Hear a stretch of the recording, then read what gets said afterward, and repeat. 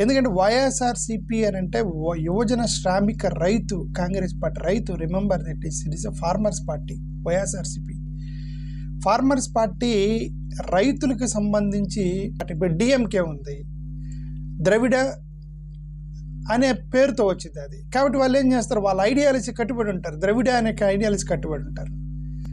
అలాగే ఇప్పుడు భారతీయ జనతా పార్టీ ఉంది.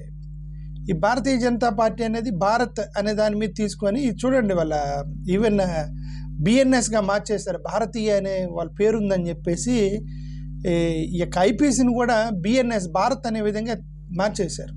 భారతీయ న్యాయ సంహిత అని మార్చేసుకున్నారు. అది నేను చెప్తున్నాను, ఎందుకంటే వాళ్ళ ఆ పార్టీ పేరులో ఉన్న దానికి కమిట్మెంట్తో ఉన్నారనమాట. వైఎస్ఆర్సిపి వాళ్ళు కూడా యువజన శ్రామిక రైతు కాంగ్రెస్ పార్టీ అనేది రైతుకు సంబంధించినటువంటి ఐడియాలజీ మొత్తం, పార్టీ ఐడియాలజీ మొత్తం కూడా రైతుల అభ్యున్నతికి, రైతుల